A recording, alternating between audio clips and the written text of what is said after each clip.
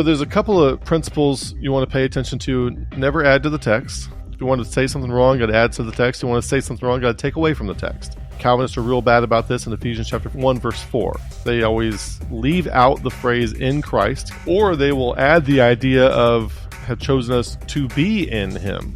They will add the words to be, or they will take out in Christ, because as it stands, there's a contradiction in the text if you're a Calvinist. My Calvinist professor at the University of Mobile, our observation homework was to take the shortest verse in the English Bible.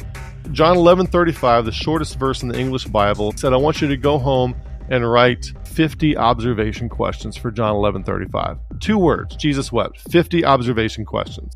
And we wind up meeting at like the Starbucks, the Barnes & Noble Starbucks, and trying to hash this out as a group. And we're like, we got it. And that was on a Tuesday. The next class is on a Thursday. So then we go back on Thursday. We're like, I got my 50 questions. I'm good.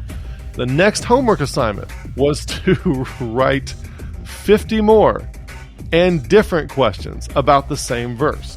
The point is that there is no limit to how many things you can decide to observe from any particular passage.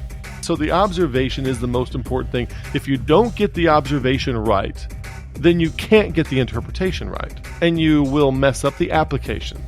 Some people think that a statement of faith protects them from error.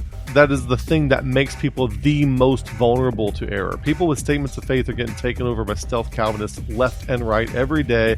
They're getting picked off by the Jehovah's Witnesses and Mormons out of Southern Baptist churches left and right every day. You teach them to do some good sense making, throw the statement of faith in the trash can, and teach them how to actually start to go through a methodological process that also transforms you as you go. You can't get a Jehovah's Witness to pick them off.